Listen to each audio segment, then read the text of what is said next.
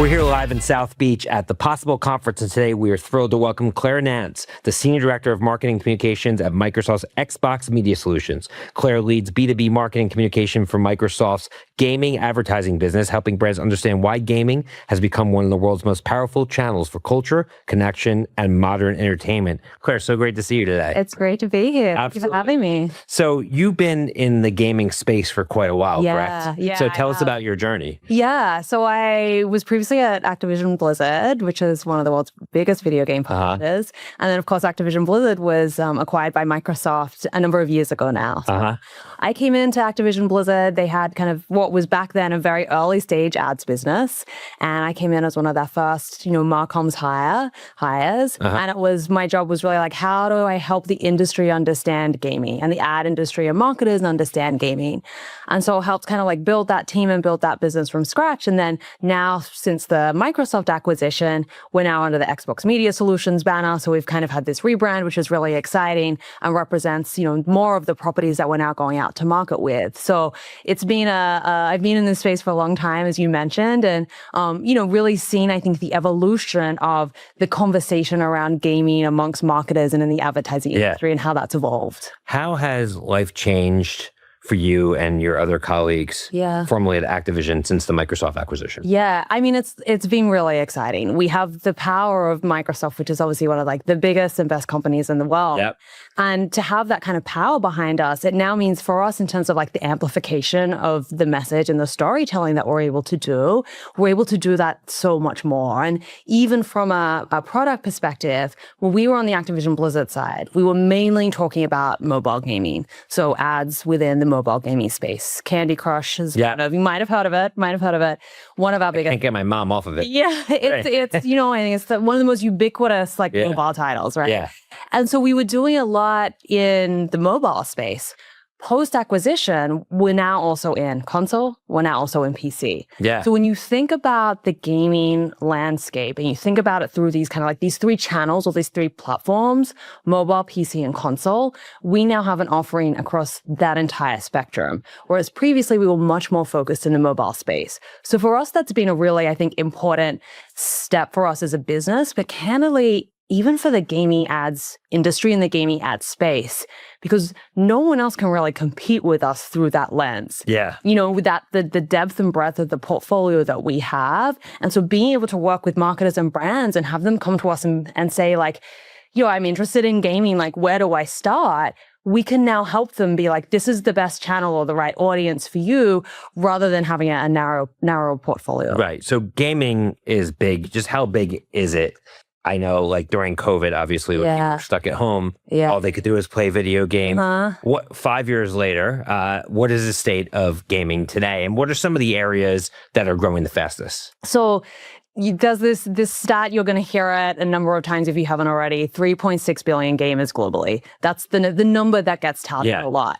I think it's about 80% of people in the US are playing games. So wow. That's a lot of people. From mobile games, iPhone to Xbox hardcore. Yeah, absolutely. Right. And I do think one of the reasons that there's not this quite like this understanding of the power and just how big gaming is because a lot of people don't call themselves gamers, or they don't think of like the mobile game and playing Candy Crush like, is that gaming? Right. And it is, right? And we see that of those numbers, it's 3.6 billion. Like, it's so ubiquitous. Big number. It is really big. Yeah. So, that shift, what we saw with COVID, there was obviously a lot of people kind of picking up gaming again. And we actually saw that it was more people returning to gaming. So people who had played maybe when they were younger and still had that console at home, COVID happened and they actually like picked it up again because they had a little bit more time. Right. It was a great way for social connection. They're like, wow, this is not this is not like Atari growing up. Yeah. Because I mean, just for those who haven't played video games in a while, like it's just incredible, just the evolution that the gaming experience has undergone. It's so lifelike. It's incredible. Exactly. Well, even when you think about mobile games too, like the technology advancement in mobile games too, like from where it was to where it is today, like the level of graphics that you can have, and connectivity with other people. Yeah. And that was a big thing during COVID, obviously. But I think even beyond that, it wasn't just about, having a call with someone, like you're sharing an activity together. Right. So when you're gaming and you're just, you're experience. Exactly. Yep. And that's really, really important. So I do think that sometimes gets missed when we think about this idea of gaming. And I think this kind of like social connection piece, we see that extend outside of the game as well. So a lot of gaming audiences are connecting off platform. So even again, I know I've mentioned Candy Crush a couple of times here, but we actually, that is, a single player mobile game. But we actually see that communities connect in forums offline to talk about like their favorite levels and like, why is this level so hard? And like, so that connection extends. Like, yes, some of it is in game in those multi-game experiences, but it also extends beyond that.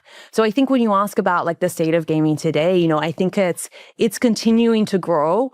We see that like gaming is kind of this precursor for technological advancement. So, we know that people are, they use gaming as a way to really understand technology and understand it through play.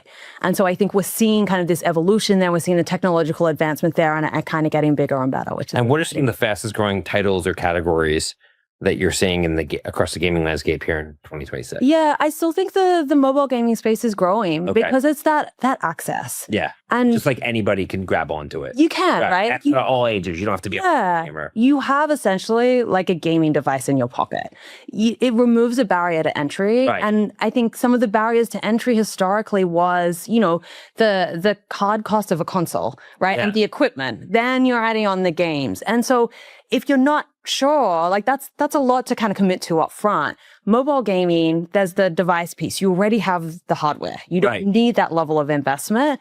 But I think the other critical piece is that the mobile game development and the gameplay itself and the mechanics are actually created so that it's really easy to start playing a game and enter into playing a game. Like you can pick up a new game and get really comfortable and familiar with it. And they're designed that way. There's not really a learning curve. Yeah. Complicated. So I do think this idea of access is really important. And candidly, that's also where we see the kind of like the ads piece and the media piece come into play. Because that can play a really critical role in providing audiences with more access to more games and more titles through, a monetization kind of stream that hasn't necessarily, been used in gaming before. Yeah, I want to get to the advertising piece in a second. My last question on just the gaming space is, obviously Xbox has Game Pass and it's a subscription service. Yeah. I was growing up and I went to have a Nintendo game. I'd have to go to the store, buy the cartridge. Yeah.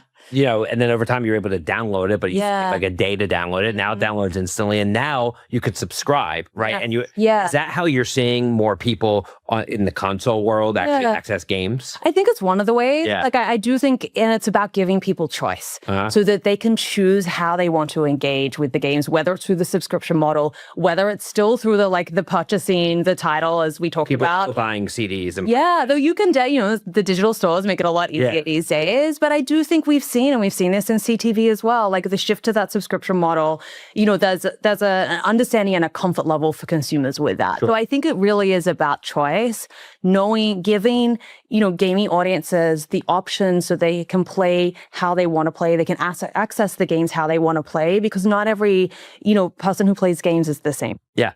So your role obviously is to drive awareness and buy-in to a gaming platform under Microsoft's Xbox Media Solution. Yeah. So ultimately what that means is you have a massive audience of people who are playing games, to your point, across a multitude of different devices, and you can reach them. Yeah. So tell me about how that works. Like, am I seeing ads when I'm playing games, or is it something a little bit more subliminal? Like, how's it? Yeah. I think like the really critical piece and core kind of philosophy that we have operated under, and this was back in Activision Blizzard days and it continues today, is every experience, like we are player first in terms of any ad or brand experience, whether it's in the game, whether it's in... Go ads first, forget about it. Yeah, and like what I used to kind of say to people a lot is like, we are a game publisher first. So like the studios that we work with are very, careful about the experience for the players. And they will not let us put a bad ad in the game. Like they which is a good thing, to be clear, because it means a better experience for players, better outcomes for brands.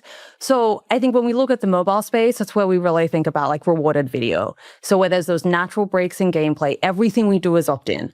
So you're playing, Candy Crush, you get to the end of the level, you run out of lives, you have an option to watch an ad, and then you get rewarded. purchase more coins, right? It's like Oh, you can do neither, right. But you get rewarded for watching the ad experience. We also have playable ad experiences, which are really fun. So there's this value exchange, and I think that is really critical. And making sure that it's in these natural moments. It's not, it's not. Nothing's popping up during gameplay. Like, we've all played those mobile, back in the day, like, you mobile games and the ads, and you're trying to exit out of it. And that is very much not the experience. And then when you think about the console side of things with the Xbox dashboard, we have ad units that sit on the dashboard itself. So that's kind of like the entryway. People who are selling first-party games or games. Yeah, exactly. Entertainment partners as well. So that dashboard is really like the entryway into this gaming ecosystem, this entertainment ecosystem. So nothing about it is disruptive. It's fitting like very seamlessly within the environment. And again, there's often that kind of like, how is this adding value for the player and being additive to the player experience? Right. How about in-game advertising, like you're playing, FIFA World Cup and you see banners on the field? Is that part of your offering as well? That's not part of our offering. Okay. Yeah, I know that there are some ad tech companies out there that do that's kind of what we call intrinsic advertising. So that's when you think of, you're playing that car racing game and you see the billboards, on the road. Toyota, and Toyota's actually paying for you to drive. Exactly. So that's intrinsic advertising. So I think a really helpful way to think about gaming advertising is through this rubric, which is in the game, adjacent to the game, and outside of the game. Got it. So in the game is that intrinsic, like you're actually seeing the ad within the gameplay experience itself. Xbox doesn't do any of that, even when it's own first-party games? Xbox does not. Wow. No. Yeah. So again, it's really about that player experience. Right. But I know that other games and other ad tech companies do that. So intrinsic is that in the game example. The outside of the game is like adjacent to the game is what I talked about, the rewarded video, like natural breaks in play, the opt-in. That's a really clear example of that. And then the outside of the game is like when I was talking about these communities that connect off platform. And so that can be even things like streamers, the watching, like that kind of component. Esports is obviously really big as well. That's where we see that outside of the game. So I think thinking about like in the game, adjacent to the game, and outside of the game is like a helpful rubric to understand like what is a complex ecosystem. Gaming advertising is there's a lot there. There's a lot of different ways to advertise. There's a lot of different formats, a lot of different genres. And so having that rubric can help simplify it for brands a little bit. So I would imagine that if an advertiser is coming to Xbox Media Solutions, based upon the title, that title has a certain demographic that they're going to want to reach. So that will kind of dictate the types of titles that they will advertise on. Yeah, I think like one of the things we think about when we work with brands is like, know your objective and know your audience. So rather than coming in and being like, I want to do gaming, right? If you kind of really focus on like what it is as a brand that you're trying to achieve, who is the audience that you're going to reach, we can then work with those brands to be like, hey, this is the type of experience that's going to match that. Yeah. This is the type of, you look at something like Candy Crush and Call of Duty, not necessarily going to have crossover in terms of audience. Sure. So like it is actually about, even though gaming can be this kind of like overwhelming and a little bit complex for brands, actually really simplifying it and taking it back to that core starting point as a marketer of like, who am I trying to reach? What am I trying to do? Right.